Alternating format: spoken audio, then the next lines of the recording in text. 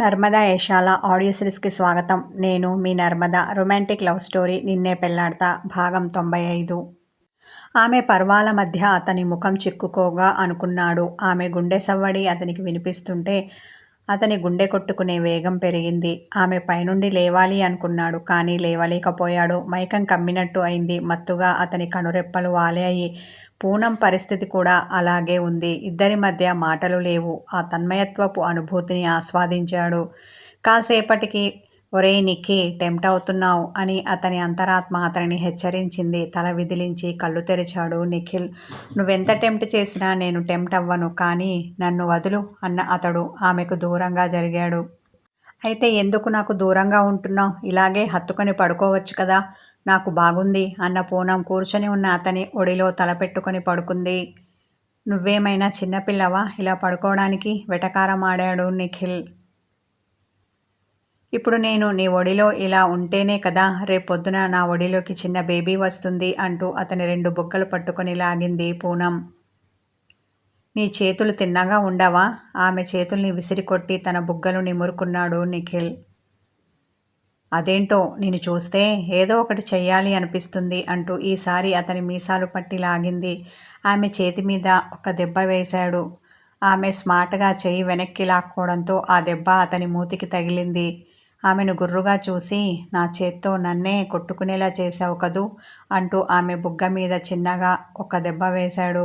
పూనం చిలిపిగా నవ్వి, పర్లేదు, ఇప్పుడు ఇదిచ్చావు, రేపొద్దున ఇదిస్తావు అంటూ తన చూపుడు వేలిని అతని పెదాల మీద ఉంచింది. అది ఎప్పటికీ జరగదు, ఉక్రోషంతో అన్న అతడు ఆమె తలని తన ఒడిలో నుండి తీసి దిండు మీద పెట్టాడు.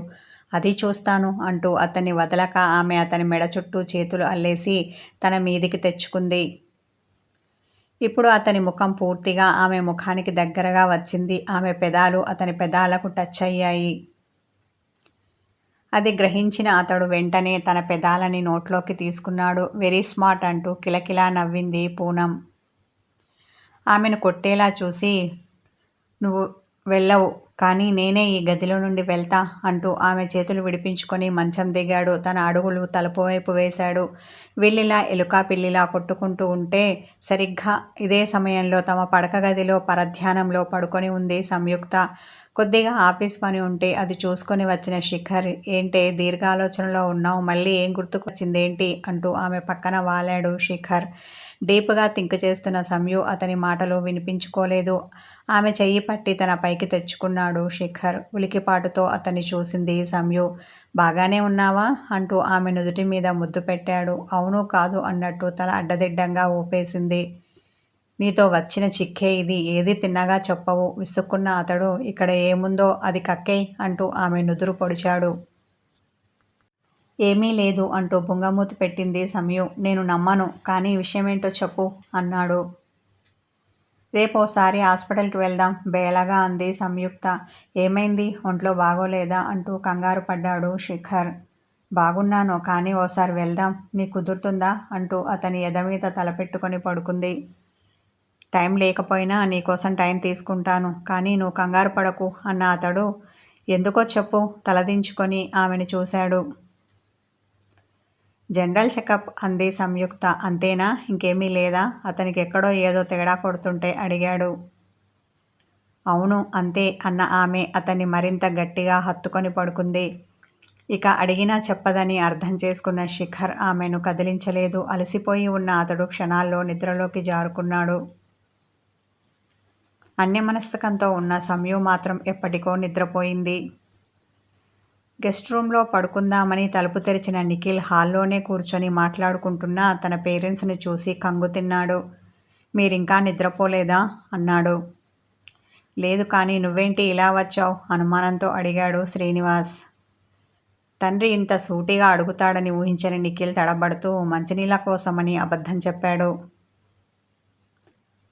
పూనంకి వెళ్ళేటప్పుడు మంచినీళ్ళు కూడా తీసుకెళ్ళమని చెప్పలేదా? కాపురానికి కొత్త కదా, ఇలాంటి విషయాలు నువ్వే కదా చెప్పాల్సింది అంటూ మాలతిని చిరుకోపంతో చూశాడు శ్రీనివాస్.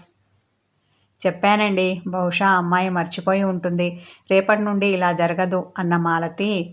ఒరేయ్, నువ్వు మంచినీళ్ళు తాగేసి ఒక బాటిల్ వెంట తీసుకొని వెళ్ళు, ఇంకెప్పుడు ఇలా అమ్మాయిని గదిలో వదిలేసి బయటికి రాకు అని చిన్నగా మందలించింది.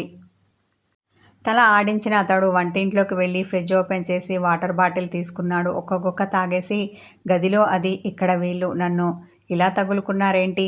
వీళ్ళు మనశ్శాంతితో బ్రతకనిచ్చేలా లేరు. నోట్లో తిట్టుకున్నాడు నిఖిల్. పేరెంట్స్ ఇంకా హాల్లోనే ఉండడంతో వాటర్ బాటిల్ పట్టుకొని మళ్ళీ గదిలోకి వెళ్ళాడు. గోడకి కొట్టిన బంతిలా మళ్ళీ వచ్చారేంటి? అతన్ని చూసి కళ్ళు ఎగరవేసింది పూనం. తలుపుకి గడియ పెట్టి ఆమెను చూపులతోనే కొట్టేలా చూశాడు. కానీ ఆమె అతని చూపుని పట్టించుకోలేదు. పైగా చిలిపిగా నవ్వింది. ఆ నవ్వు నువ్వు మళ్ళీ వస్తావని నాకు తెలుసు అన్నట్టుగా ఉంది. నేను నీకు ఏం ద్రోహం చేశానే ఇలా తగులుకున్నావు అంటూ నెత్తుకు చేతులు పెట్టుకొని కూర్చున్నాడు నిఖిల్. నాకు చెయ్యలేదు, కానీ మీ అన్నయ్యకు చేయాలని అనుకున్నావు కదా, దానికి ఫలితమే ఇది. చేసిన పాపం ఊరికే పోదు, అది ఏదో ఒక రూపంలో తగులుకుంటుంది అంటూ అతడు ఏం చేశాడో, ఏం చెయ్యాలి అనుకున్నాడో అతనికి గుర్తు చేసింది పూనం. ఆమెను గుర్రుగా చూసి నిద్రని ఆపుకోలేక మునగదీసుకొని పడుకున్నాడు నిఖిల్. నిద్ర వస్తుంటే పూనం కూడా ఇంకా అతన్ని డిస్టర్బ్ చేయలేదు. ఆమెకు తెలుసు, ఏదో ఒక రోజు అతడు తనని ఇష్టపడతాడని, దగ్గరికి తీసుకుంటాడని. ఆ నమ్మకంతోనే హాయిగా నిద్రపోయింది. మరుసటి రోజు ఉదయం ఎప్పటిలా ఆఫీస్కి వెళ్ళాడు శిఖర్. సంయుక్త కాసేపు అక్కడ పని చూసుకున్నాక పద వెళ్దాం అన్నాడు శిఖర్. ఎక్కడికి అడుగుతూ తెల్లమొహం వేసింది సంయుక్త. అదేంటి అప్పుడే మర్చిపోయావా అన్న అతడు ఆమెను చిరుకోపంతో చూశాడు. హాస్పిటల్కే కదా డల్గా అంది సంయుక్త. అవును, నువ్వే కదా వెళ్దామన్నావు అన్న అతడు ఆమెను వెంటబెట్టుకొని హాస్పిటల్కి వచ్చాడు. అతడు ఉదయం లేవగానే డాక్టర్ అపాయింట్మెంట్ తీసుకున్నాడు. సరిగ్గా వాళ్ళిచ్చిన సమయానికి ఆమెను తీసుకొని వచ్చాడు. ఒక్క 10 నిమిషాలు వెయిటింగ్ తర్వాత సిస్టర్ వీళ్ళను పిలిచింది. సంయుతో పాటు శిఖర్ వస్తుంటే, నువ్వు వద్దు, నేనొక్కదాన్నే వెళ్తాను అన్న సంయుక్త శిఖర్ని తనతో పాటు డాక్టర్ క్యాబిన్కి రానివ్వలేదు. దీనికి నా దగ్గర ఇంకా సిగ్గుపోలేదు అనుకున్న శిఖర్ వెయిటింగ్ రూమ్లో కూర్చున్నాడు. కాసేపటికి నర్సు వచ్చి డాక్టర్ గారు పిలుస్తున్నారు అంటూ అతన్ని తీసుకెళ్ళింది. మొహం వేలాడేసుకొని కూర్చున్న సమీని చూడగానే శిఖర్ గుండె దడదడలాడింది. డాక్టర్ గారు ఏంటి ప్రాబ్లం? కంగారు పడుతూ అడిగాడు శిఖర్. సమస్య పెద్దదే, పెదవి విరుపుతో అన్న ఆమె చేతులు నలుపుకుంటూ కూర్చున్న సమీని చూసింది. అంత పెద్ద జబ్బు వచ్చిందా తనకి? ట్రీట్మెంట్ లేదా? మరింత కంగారు పడుతూ అడిగాడు శిఖర్. ప్రతి సమస్యకి సమాధానం ఉన్నట్టే ప్రతి జబ్బుకి ట్రీట్మెంట్ ఉంటుంది అంటూ చిరునవ్వు నవ్విన ఆమె శిఖర్ని చూసి కంగ్రాచ్యులేషన్స్ అంది. ఈమెకి మైండ్ దొబ్బిందా ఏంటి? ఒకవైపు నా భార్య జబ్బుతో బాధపడుతుంటే ఈవిడేమో కంగ్రాచ్యులేషన్స్ చెప్తోంది. ఇలా ఎవరైనా చెప్తారా? మనసులో అనుకున్న శిఖర్ అవాక్కయ్యాడు. తెల్లబోయి ఆమెను చూశాడు. అర్థం కాలేదా అంటూ చిలిపిగా కళ్ళు ఎగరవేసిన ఆ డాక్టర్ గారు, మీరు తండ్రి కాబోతున్నారు, షీఈ్ ఏ ప్రెగ్నెంట్ అంది ఆమె. అది విని ఆనందంతో అవునా అని ఒక్కసారిగా అరిచినంత పనిచేశాడు శిఖర్. అవునని కనురెప్పలు మూసి తెరిచింది ఆ డాక్టర్. టెన్షన్ పెట్టేశారు మీరు. నేను ఇంకేంటో అనుకున్నాను. వేగంగా కొట్టుకుంటున్న తన గుండె మీద చెయ్యి పెట్టుకుని చిన్నగా నవ్వాడు శిఖర్. కానీ మీ ఆవిడకి ఈ ప్రెగ్నెన్సీ ఇష్టం లేదట. అసలు ఈ విషయం నీకు చెప్పొద్దు అంది. అంతేకాదు అబార్షన్ చేయమని అంటోంది అని డాక్టర్ గారు చెప్పగానే షాక్ అయ్యాడు శిఖర్. కాసేపటికి తేరుకొని ఈ సమీని కోపంగా చూశాడు. ఇప్పుడు ఆమెను కోపగించుకుంటే ఏం లాభం? మీరు ముందు జాగ్రత్త తీసుకోవాల్సింది. ఇలా ప్రెగ్నెన్సీ వచ్చాక అబార్షన్ చేసుకోవడం కన్నా అది రాకుండా చూసుకోవడం మంచిది కదా. పిల్లలు కనే విషయంలో ఇద్దరూ ముందుగా మాట్లాడుకొని ఆ తర్వాత ప్లాన్ చేసుకోవాలి. అంతేకాని ఇప్పుడు ఈ బిడ్డ వద్దు అంటే ఎలా అన్నారు ఆ డాక్టర్ గారు. శిఖర్కి ఏం మాట్లాడాలో అర్థం కాలేదు. అతని ముఖం వాడిపోయింది. డల్ అయిపోయిన శిఖర్ని చూసి ఇప్పటికీ మించిపోయింది లేదు. ఖచ్చితంగా తనకి బిడ్డ వద్దు అనుకుంటే తీసేయొచ్చు. లేట్ అయితే కష్టం. కానీ నాకు అలా చేయడం ఇష్టం లేదు. మీరింటికి వెళ్ళి మాట్లాడుకొని ఒక నిర్ణయం తీసుకోండి. ఆ తర్వాత వచ్చి మళ్ళీ నన్ను కలవండి అన్న ఆ డాక్టర్ గారు ఇక వెళ్ళొచ్చు అన్నట్టుగా చూసింది. శిఖర్ తల ఆడించి క్యాబిన్లో నుండి బయటికి నడిచాడు. అతని వెనకే సంయుక్త వచ్చింది. అతడు ఆమెతో ఒక్క మాట కూడా మాట్లాడలేదు. కారు ఎక్కి డ్రైవింగ్ సీట్లో కూర్చున్నాడు. సంయుక్త ఎక్కి సైలెంట్గా కూర్చుంది. శిఖర్ చాలా కోపంగా ఉన్నాడు. స్టీరింగ్ మీద బిగుసుకున్న అతని చేతులు చూస్తుంటే తెలుస్తోంది ఆమెకి. అందుకే ఈయనకు చెప్పొద్దు అన్నాను. కానీ ఆ డాక్టర్ గారు వింటేనా? చెప్పేసి నా కొంప ముంచింది. అరే, గుట్టు చప్పుడు కాకుండా చేయాల్సిన పనిని పబ్లిక్ చేసింది. నన్ను బావే కాదు ఆమె కూడా అర్థం చేసుకోలేదు. బాధతో మనసులో వాపోయింది సంయు. దారిలో ఇద్దరూ మాట్లాడుకోలేదు. వేగంగా డ్రైవింగ్ చేసిన శిఖర్ కారుని ఇంటి ముందు ఆపాడు. సంయు దిగి తన ఇంట్లోకి వెళ్తుంటే శిఖర్ కారుని యూటర్న్ చేసుకొని ముందుకు పోనిచ్చాడు. తన వెనకే వస్తాడు అనుకుంది సంయుక్త. కానీ అతను రాలేదు సరికదా. ఎక్కడికి వెళ్ళేది కూడా ఆమెకు చెప్పలేదు. అసలే తనకిష్టం లేకుండా ప్రెగ్నెన్సీ వచ్చినందుకు బాధపడుతున్న సంయుకి శిఖర్ ప్రవర్తన మరింత బాధను కలిగించింది. మౌనంగా ఇంట్లోకి నడిచింది. ఏంటే అప్పుడే వచ్చేసావ్ అంటూ అంది ఆమె తల్లి మాధవి. వెంటనే సమాధానం చెప్పకపోతే చెప్పే వరకు తన తల్లి అడుగుతూనే ఉంటుంది అనుకున్న సంయుక్త తలనొప్పి అమ్మా, వెళ్ళి పడుకుంటాను, ఊరికే నా దగ్గరికి వచ్చి నన్ను డిస్టర్బ్ చేయకు అంటూ తన గదికి వెళ్ళి తలుపు వేసుకుంది. అంతవరకు ఉగ్గపట్టుకున్న దుఃఖం మంచం మీద వాలగానే కట్టలు తెంచుకుంది. ఏడుస్తూ అలాగే పడుకుంది. శిఖరేమో కొండంత బాధని గుండెలో మోస్తూ డ్రైవింగ్లో ఉన్నాడు.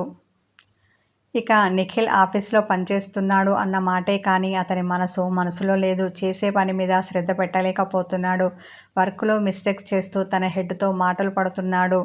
పూనంని వదిలించుకోవడం ఎలా, ఎలాంటి కారణం చూపితే విడాకులు త్వరగా వస్తాయి అని ఆలోచిస్తూ అన్యమనస్కంతో ఉన్నాడు అతడు. ఇక పూనమేమో ఎలా తన భర్తని లైన్లో పెట్టుకోవాలి, ఎలా అతనితో కాపురం చేయాలి, ఏం చేస్తే అతడు తన సొంతం అవుతాడు అని ఆలోచిస్తోంది.